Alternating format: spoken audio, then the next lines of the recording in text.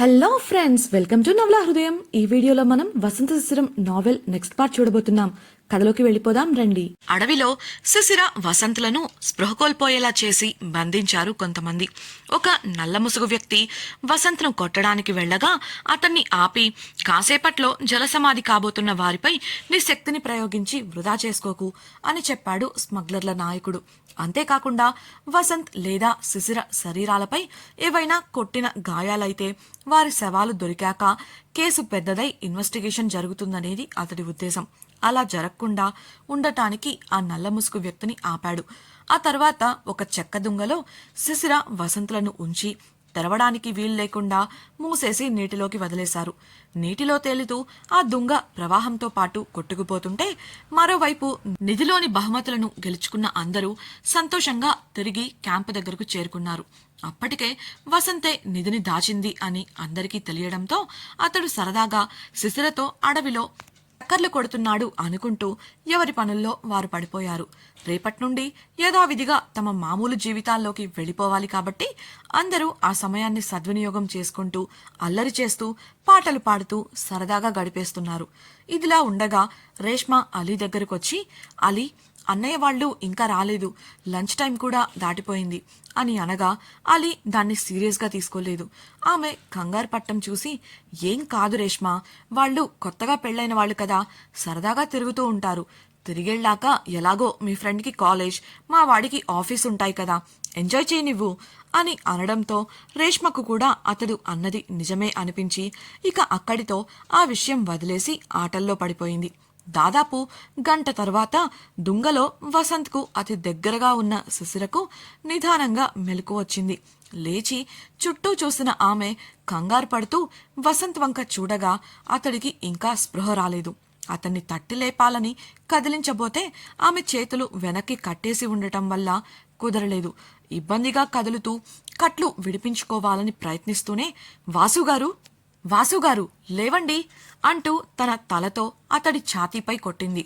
మొదట అతడు స్పృహలో లేకపోవడంతో భయం వేసి ముక్కు దగ్గర చెవి పెట్టి చూడగా శ్వాస తీసుకుంటున్న శబ్దం వినిపించి కొంత ఊరట చెందింది. అతడు ఎంత పిలిచినా పలకకపోవడంతో ముందుగా తన కట్లు విప్పుకోవాలని ప్రయత్నిస్తూ గింజుకోవడం మొదలుపెట్టింది.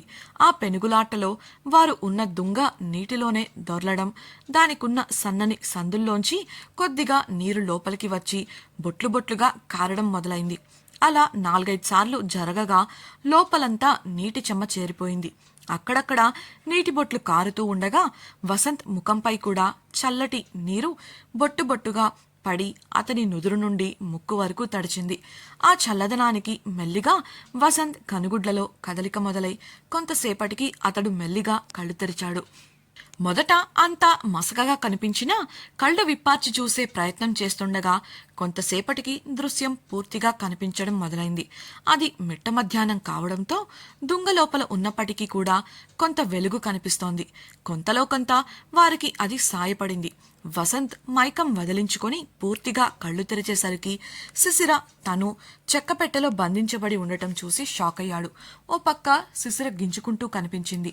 అసలేం జరుగుతుందో అర్థం కాక విసుగ్గా కదలడానికి ప్రయత్నించి చూడగా కాళ్ళు చేతులు కట్టేసున్నాయని తెలిసి అసహనంగా కదిలాడు. అసలు ఏం జరిగిందో గుర్తు తెచ్చుకునే ప్రయత్నం చేశాడు. అతడు కదలడంతో శిశిర సంతోషంగా, అమ్మయ్యా, వాసుగారు మీరు లేచారా, మీకిప్పుడెలా ఉంది అంటూ కుశల ప్రశ్నల చిట్టా అందుకుంది. ఎంత ప్రయత్నించినా అడవిలో తను శిశిరను ముద్దు పెట్టుకోవడం మాత్రమే గుర్తుకొస్తుంది తప్ప వేరే ఏది గుర్తుకురాక విసుగ్గా చూస్తూ, ఏ బొమ్మాలి, ఏం చేశావే నువ్వు, మనం ఎందుకు ఇక్కడున్నాం, నీకిష్టం లేకుండా ముద్దు పెట్టుకున్నానని ఇలా చేస్తావా అని అయోమయ స్థితిలో వసంత్ అనడంతో ఉక్రోషంగా అతన్ని చూసింది శిశిర. వాళ్ళు కొట్టిన దెబ్బకు మీ చిన్న మెదడు చితికినట్లుంది, తిక్కగా మాట్లాడుతున్నారు, కాస్త కళ్ళు తెరిచి చూసి ఆలోచించి మాట్లాడండి అని చిరాకుగా అంది శిశిర. అందుకు వసంత్, ఏం మాట్లాడుతున్నావు అని తల విదిలించుకుంటూ అనగా శిశిర బదులిస్తూ, చుట్టూ ఎవరైనా ఉన్నారా లేదా అని కూడా చూడకుండా రొమాన్స్ చేయాలనుకుంది మీరు, ఇప్పుడు నన్నంటున్నారా, అయినా నేనిలా చెయ్యాలి అనుకుంటే మీతో పాటు నేను కూడా ఎందుకుంటాను, నా చేతులు కాళ్ళు ఎలా కట్టేసుంటాయి, బుర్ర పెట్టి మాట్లాడు మహాన్బావా నిష్ఠూరంగా అంది. డియర్ ఫ్రెండ్స్, నాదొక చిన్న రిక్వెస్ట్. మీరు చేసే చిన్న లైక్ మరియు కమెంట్ నాకు కొండంత ప్రోత్సాహాన్ని ఇచ్చి మరిన్ని ఇంట్రెస్టింగ్ నావెల్స్ ని అందించేలా సపోర్ట్ ఇస్తుంది. అలాగే ఛానల్ ను సబ్స్క్రైబ్ చేయడం మరవకండి ప్లీజ్. ఆమె మాటలు వింటున్న వసంత్ కు ఎవరో తనను వెనుక నుంచి కొట్టారని, అందువల్లే తను మైకం కమ్మి పడిపోయానని అర్థమైంది.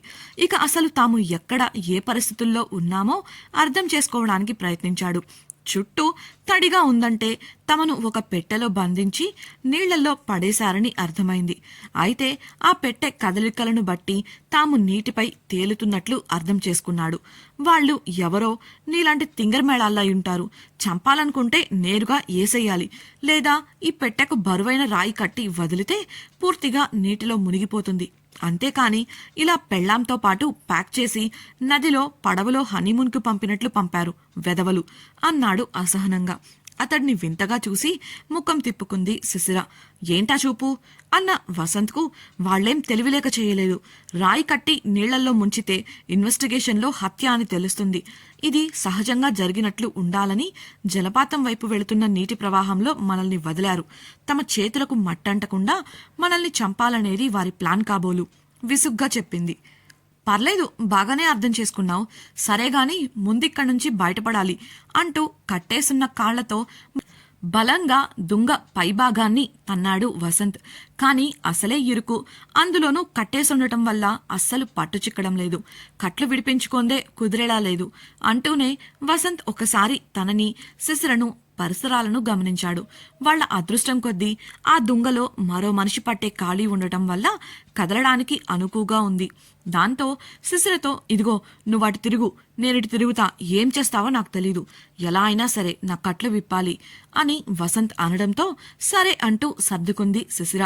2 సార్లు దుంగ బోర్లా పడి తిరిగిన తర్వాత ఇద్దరూ తాము అనుకున్న భంగిమలోకి రాగా శిశిర తన వేళ్లతో వసంత్ కట్లను తాకి కట్లు విప్పేందుకు ప్రయత్నించింది. చాలా తొందరగానే ఆ ముడి విప్పేసింది శిశిర. దాంతో వసంత్ ఇటు తిరిగి ఆమె కట్లు విప్పి దుంగ పైభాగాన్ని గట్టిగా చేత్తో తొయ్యడానికి ప్రయత్నించాడు. ఆ ప్రయత్నం కూడా విఫలం అవ్వగా నిటారుగా ముడుచుకుంటూ కాళ్లకు ఉన్న బంధనాలను విప్పడానికి ప్రయత్నించాడు. అవి అందకపోవడంతో శిశిర వంక చూడగా అప్పటికే ఆమె తన కాళ్ల బంధనాలను విప్పుకొని కనిపించింది. పర్లేదు, షార్ప్గానే ఉంది మనసులో అనుకున్న వసంత్ అలాగే కిందికి జరిగి, ఏ పొట్టి, నాకట్లు కూడా విప్పు అని శిశిరతో అనగా పొట్టి అన్నందుకు కోపంగా చూసింది ఆమె. పొడుగ్గా ఉండి మీరేం సాధించారట, నన్నేగా సాయం అడిగారు మనసులో అనుకుంది. కాని బయటపడకుండా కిందికి జరుగుతూ వెళ్లగా వసంత్ కాళ్లను వంచి ఆమెకు అందేలా పైకి జరిపాడు. అలా ఆమె అతడి కట్లు కూడా విప్పగా వెంటనే మరోసారి లోపలి నుండి దుంగను పగలకొట్టడానికి తన్ని చూశాడు వసంత్.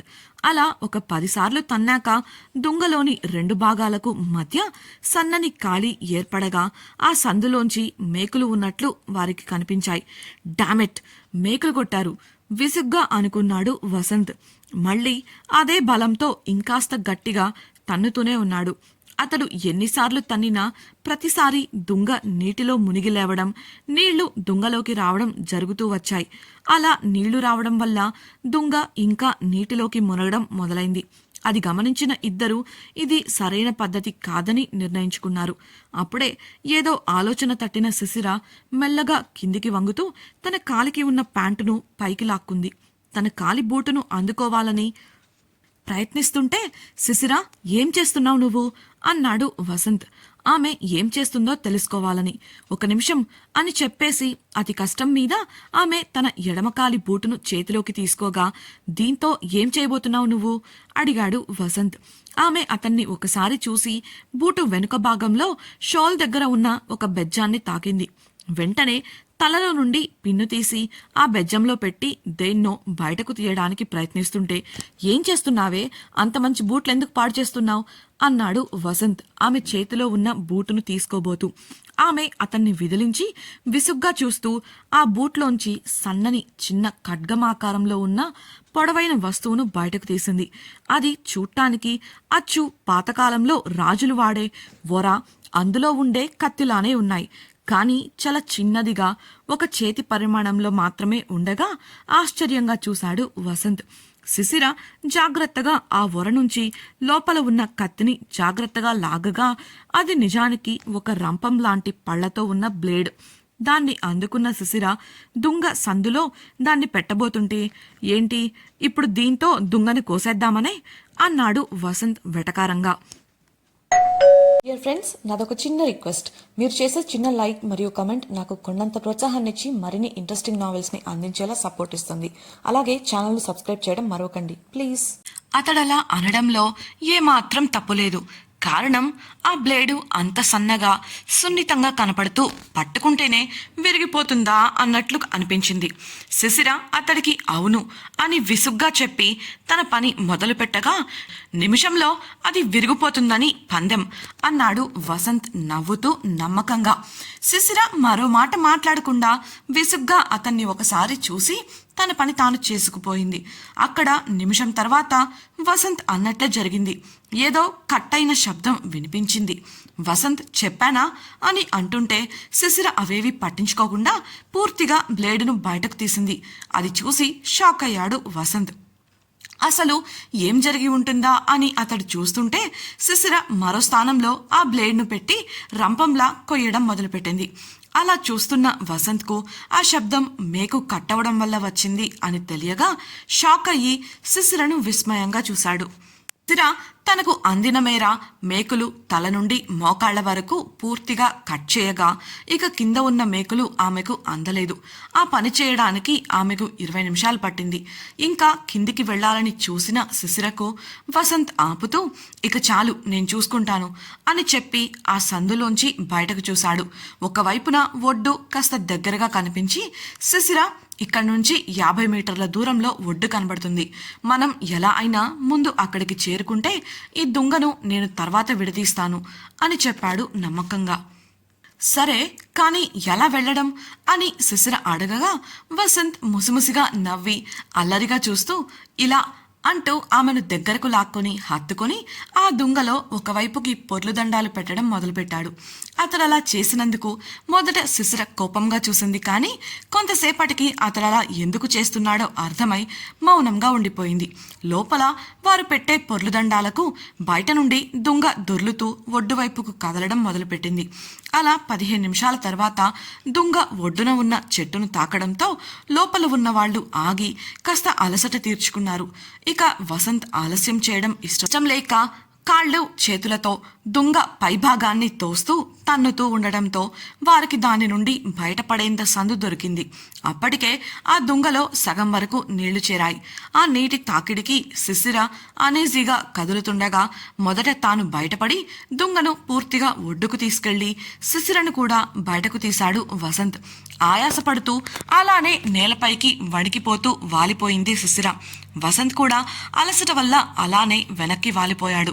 అప్పటికే సమయం మధ్యాహ్నం దాటి సాయంత్రం అయిపోగా కాలేజ్ స్టూడెంట్స్ తమ తిరుగు ప్రయాణానికి సన్నాహాలు చేసుకోవడం మొదలుపెట్టారు.